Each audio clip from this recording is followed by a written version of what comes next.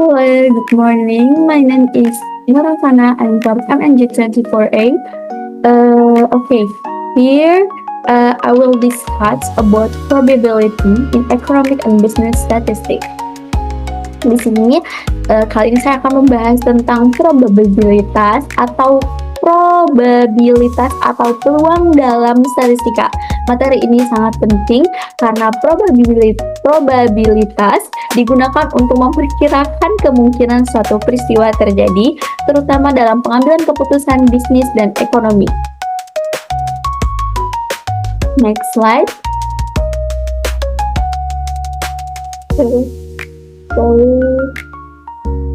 Okay. Here,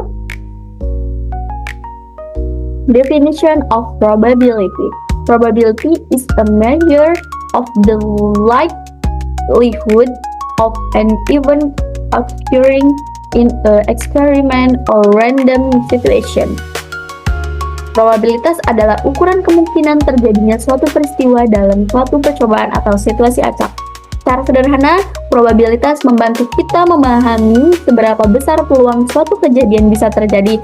Misalnya, peluang munculnya angka 6 saat melempar dadu adalah 1 dari 6 kemungkinan atau sekitar 16,7%. Next slide.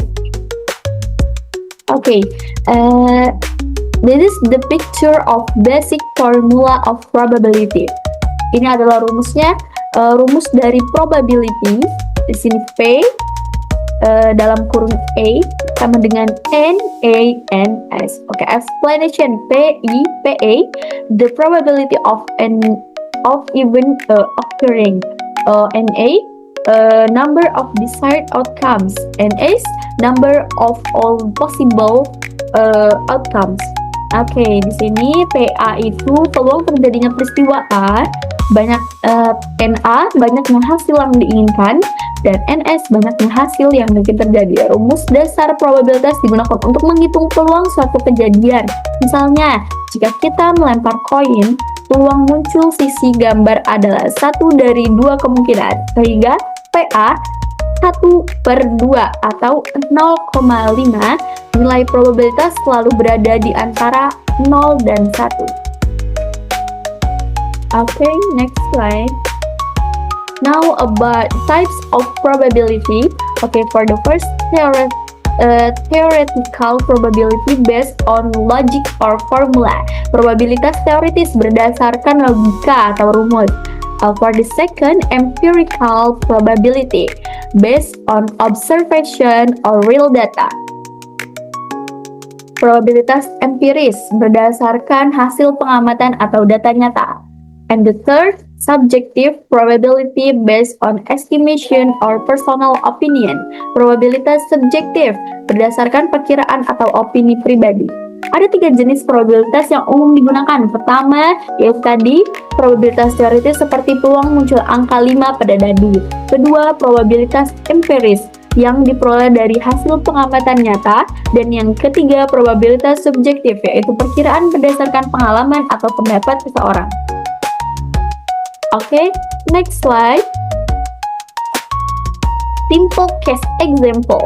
Okay, for the example, a die is rolled once. What is the probability of getting an even number? Sebuah dadu dilempar 1 kali, berapa peluang munculnya angka genap? And answer, even numbers on a die 2, 4, 6. PA 3, di sini 3 dibagi 6 sama dengan 0,5. Angka genap pada dadu 246, PA 3 dibagi 6 sama dengan 0,5. Jadi skrip penjelasannya seperti ini. Misalnya kita melempar 1 dadu, angka genap yang mungkin muncul adalah 2 dan 4 dan 6. Berarti ada 3 dari 6 kemungkinan. Jadi peluangnya adalah 3/6 atau 0,5. Artinya kemungkinan muncul angka genap adalah 50%.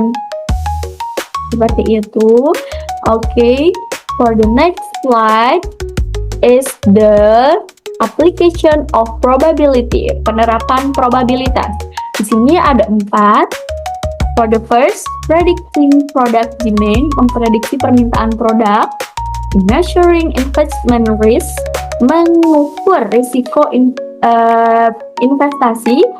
For the third, determining marketing strategies, menentukan strategi pemasaran. And the last, for estimating profit or loss, mengestimasi keuntungan atau kerugian. Dalam dunia ekonomi dan bisnis, probabilitas digunakan untuk membuat keputusan yang lebih terukur.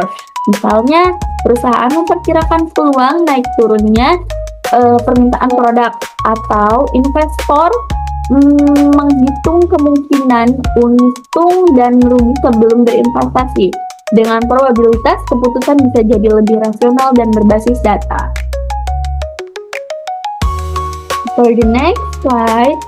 For the last slide is the conclusion.